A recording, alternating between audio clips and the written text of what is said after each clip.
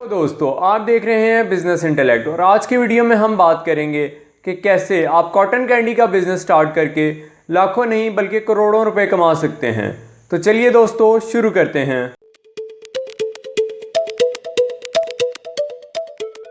तो आज का जो हमारी वीडियो का टॉपिक है वो है कॉटन कैंडी। तो आज हम बात करेंगे कैसे आप कॉटन कैंडी सेल करके महीने के लाखों नहीं बल्कि करोड़ों रुपए कमा सकते हैं। दोस्तों आपने अक्सर मार्केट्स में देखा होगा लोगों को कॉटन कैंडी बेचते हुए, जिसको हम अपनी ज़ुबान में लच्छा बोलते हैं। ये कॉटन यानी रुई के रेशों की तरह होती है, मुख्तलिफ कलर्स में आती है। आप सोच रहे होंगे कि आपने अक्सर जिन वेंडर्स को या जिन लोगों को कॉटन कैंडी सेल करते हुए देखा है उनके हालात कुछ ख़ास अच्छे नहीं होते, बुरे हालात होते हैं, या पुराने कपड़ों में वो अक्सर लोग घूम फिर के बेच रहे होंगे और उनकी हालत से अंदाज़ा होता है कि वो 10-12 हज़ार रुपये से ज़्यादा नहीं कमाते होंगे। तो किस तरह दावा किया जा सकता है कि कॉटन कैंडी को सेल करके हम महीने के लाखों नहीं बल्कि करोड़ों रुपए कमाए जा सकते हैं। दोस्तों यही हमारे लिए एक बिज़नेस अपॉर्चुनिटी है कि आप नोट करें कि जिस तरह मुख्तलिफ बिस्किट्स हैं या लेस चिप्स हैं, रियो बिस्किट हो गए, पार्टी बिस्किट हो गए, या इस तरह के जो बिस्किट्स जो पाकिस्तान की हर दुकान में मिलते हैं, जो हर शॉप में अवेलेबल हैं, लेकिन वहीं पर कॉटन कैंडी है जो किसी भी दुकान पर अवेलेबल नहीं है। हमें मार्केट्स में चंद वेंडर्स बेचते हुए नज़र आते हैं। तो दोस्तों हम इसी कॉटन कैंडी को अगर नेशन वाइड सेल करें, पूरे मुल्क में इसकी सप्लाई दें, तो क्यों नहीं हम इससे लाखों नहीं बल्कि करोड़ों रुपए कैसे नहीं कमा सकते। दोस्तों ये एक ऐसा बिज़नेस है जिसका हमारा मार्केट में कोई भी कंपेटिटर नहीं है, कोई भी ऐसा बिज़नेस नहीं कर रहा। इसलिए हम इस बिज़नेस को बोलते हैं ब्लू ओशन स्ट्रेटजी, जहाँ पर हमारा कोई भी कंपेटिटर नहीं होता।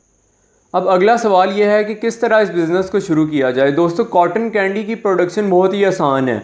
ये एक मशीन से बनती है जो कि तकरीबन एक छोटे मेज़ के साइज़ की होती है। दोस्तों वो एक सिंपल फ्रेम है जिसमें एक रिम घूमता है और उसके साथ गैस की हेल्प से वो चीनी को एवेपरेट करके कॉटन कैंडी में कन्वर्ट करता जाता है। उसके लिए एक तिनका भी इस्तेमाल होता है और उसमें एक फूड कलर को भी शामिल किया जा सकता है, या मुख्तलिफ फूड कलर्स को शामिल करके मुख्तलिफ़ किस्म के फ्लेवर्स की कॉटन कैंडी बनाई जा सकती है। दोस्तों ये मशीन आपको लाहौर से या कराची से 8 से 10 हज़ार रुपये में बआसानी मिल जाएगी। अब हम बात करते हैं कॉटन कैंडी की प्राइस की। आप अक्सर मार्केट में जो 10 रुपये की कॉटन कैंडी सेल होती हुई देख रहे होते हैं, उसकी जो प्रोडक्शन कॉस्ट आती है वो होती है 2 से 3 रुपये, और अगर मैस प्रोडक्शन की जाए, बल्क में प्रोड्यूस की जाए, तो ये तकरीबन 1.5 से 2 रुपये के दरमियान आएगी। और अगर अब हम बात करते हैं कि अगर हम इसकी सप्लाई देते हैं या मुल्क में इसको बड़े लेवल पर सेल करते हैं, तो इसकी हैंडलिंग के दौरान, चूँकि कॉटन कैंडी एक रुई की तरह का प्रोडक्ट है, तो वो डी शेप हो जाएगा, उसकी शेप ख़राब हो जाएगी और वो पिचक जाएगी। तो इसका क्या हल है। दोस्तों अब हम देखते हैं कि क्या कोई ऐसी कंपनीज़ मौजूद हैं जो ये बिज़नेस पहले कर रही हैं। ज़ाहिरी बात है इसका जवाब है नहीं, क्योंकि अगर कोई भी कंपनी ऐसा बिज़नेस कर रही होती या कॉटन कैंडी को सेल कर रही होती, तो ये कॉटन कैंडी भी दूसरे बिस्किट्स और चिप्स की तरह हर दुकान में अवेलेबल होती। लेकिन दोस्तों अगर हम बाहर देखें, फ़ॉरेन कंट्रीज़ में देखें, तो ऐसी कंपनीज़ बिल्कुल मौजूद हैं जो कि कॉटन कैंडी का बिज़नेस करती हैं। तो अब उनसे सीखते हैं कि वो कैसे इस काम को हैंडल करती हैं। उनकी कैंडी जो है कॉटन कैंडी, वो डी शेप नहीं होती, उसकी शेप नहीं ख़राब होती। तो हम देखते हैं कि उन्होंने इस चीज़ के बहुत ही क्रिएटिव सॉल्यूशंस ढूंढ रखे हैं। वो ऐसे छोटे प्लास्टिक बॉक्सेस में उनको पैक करते हैं, जिस शेप के आपने प्लास्टिक डिस्पोजेबल ग्लासेस देखे होंगे ट्रांसपेरेंट कलर के, वो इस तरह के ग्लासेस और बॉक्सेस यूज़ करती हैं कॉटन कैंडी को सेल करने के लिए, जिसकी वजह से उसकी शेप भी ख़राब नहीं होती और कस्टमर भी अट्रैक्ट होता है। फ्रेंड्स अब जबकि हमने कॉटन कैंडी को प्रोड्यूस भी कर लिया और उसकी पैकिंग का भी हल ढूंढ लिया है, तो अब हम देखते हैं कि आपने इसको सेल कैसे करना है और उन कंपनीज़ की तरह कैसे सेल करना है जिन्होंने अपनी प्रोडक्ट्स को मुल्क के हर कोने तक पहुंचा रखा है। उनकी प्रोडक्ट्स गीगा मॉल के हाइपर स्टार से लेकर कश्मीर के पुराने छोटे से गांव की एक छोटी सी दुकान में भी अवेलेबल है।